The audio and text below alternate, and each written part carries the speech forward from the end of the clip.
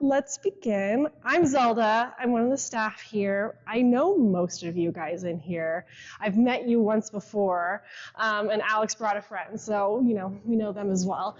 It's so nice to see you guys. I was not expecting a turnout, so thanks for giving me your Thursday, and you guys at home too. So I am leaving the dojo, so I'm going to cry a lot during this. Emotions are fine. It's, it is what it is. So I had to write it out so I could get through it. So here we go. I am leaving the dojo. A cruel fact that I must now face that I am only a week away from leaving. It is quite bittersweet, and I've been putting off saying any kind of goodbyes or really feeling any emotions about this departure. It just feels too big, too vast. And there's so much I want to say about my time here, but I don't think I have the right words. I figured typing this out would be at least helpful, and this way I can write and revise what I feel like needs to be said. Sifu wanted me to talk about the lessons I have learned at this school. I gave a last-minute talk a few weeks ago about beginner's mind. Simply put, show up always, and don't assume you know the end. That's so hard, though. So much of my brain space is spent thinking about the past or the future. Do I even really know how to truly be in the present moment? Nearly a year ago, I made the mistake of asking Sifu, what is Zen? Spoiler alert, if you ask, he's going to strike you. My strike came in the form of a punch to the sternum, and as I stood there, mouth agape, he just kept asking, do you get it? And my mind was totally in a whirl, like almost blank. How was I supposed to gather meaning from that? My boss just punched me. And as he continued to speak, I got it. That feeling, the whirl, trying to figure out what was going on. I was being violently brought into the present moment, and that was the lesson. So don't ask him what is Zen unless you're really ready for Zen. In our martial arts training, these lessons are easily found if you search for them. Whether it's Angie nailing you in the face with big gloves, or Doug snapping your thigh with the most devastating roundhouse kick, those zaps of pain are our reminder to be here now. The first few times I sparred, that lesson was really, really emotional. I would often tear up and be unable to keep going. It was so overwhelming, and it wasn't because I was in a lot of pain. It was something else. I'm not sure I quite know yet, but it's not anger at the other person, usually, and it's not sadness. I think it's something sometimes it's because my ego gets in the way. I got hit, so I failed. I'm a failure. And that is not something to be confronted lightly, but the magic of this practice is that we are all failures, and that the word fail is not a dirty four-letter word. It is our lesson. If we can fail safely, then we can truly grow and change and learn. No one is disappointed in me for missing a kick, getting hit, or getting tapped, but I am. That is what is so hard to let go of, your personal investment in the matter. There's a philosophical model that I think is relevant here. It's Aristotle's golden mean, so we're getting a little lesson in here. If we look at the ego, we want to find the golden middle ground. At the end of one spectrum, there is arrogance, having an excess of ego. At the other end, there is a deficiency of ego. In this instance, let's say it's an inferiority complex. Neither of those extremes seem productive to good practice. So where is that middle ground? How do I uninvest myself without losing myself? It's the community here.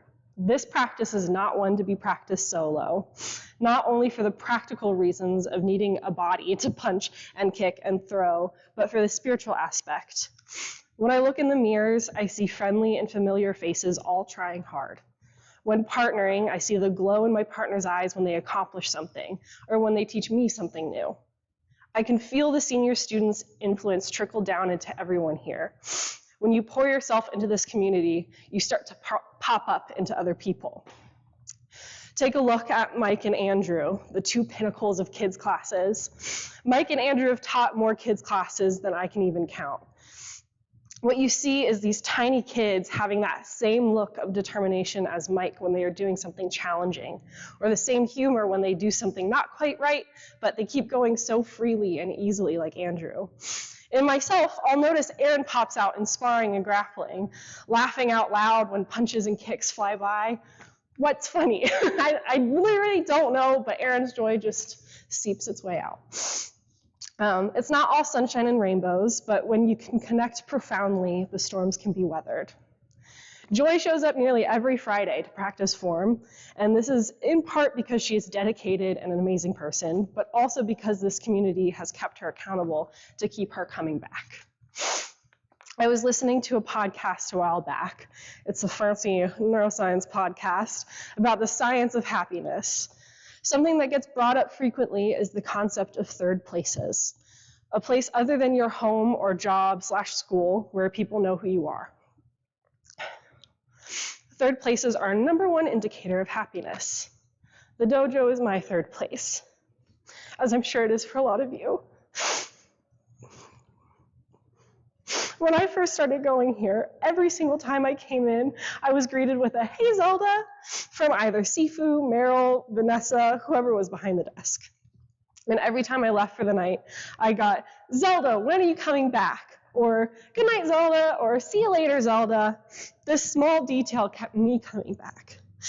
Now, I'm sure some of you don't know Meryl or Vanessa. They were the Zelda before me. And the friendly face at the desk that greets you warmly and makes you keep coming back. Now, Davia and Sam have those shoes to fill. It is the most honorable task one can be given. I'm not leaving Santa Monica Boulevard or that swivel chair behind the desk, but rather the people in this building and out at the park that are there with me every day. That's why it's so hard to say goodbye. How are you supposed to say goodbye to something so integral to your life? I have this amazing stud of fiance and 2 precious cats. I at least get to take them with me. Where I am going, I will be brand new. And I have been graced with the opportunity to make a new community. Now I know what I'm looking for. There won't be another Meryl or Mike or Doug and Steph or Ben or Stella or Howie or Aaron or Samira and Adam and all you wonderful people here with me tonight. But hopefully I can see their courage and strength and vibrance for life in the eyes of new faces. This feels like a love letter of sorts.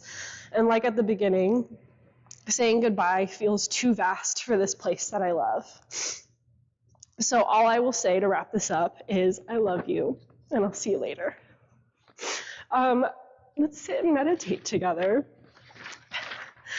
We're gonna get these lights dimmed, and just when you're sitting here, I want you to know that there's different kinds of meditations, and one of them is a compassion meditation that Sifu talks about sometimes, where you sit and you start at the smallest circle and you go out. And eventually you love the whole universe, but you start and you think about yourself and the love you have for you and the people closest to you, your family, your friends, all of your loved ones, and then you go one step out of that, and all those people you interact with every day, and you just keep going out from there. So if we could, together, just bring a little compassion into our practice today, that would be wonderful. So let's sit.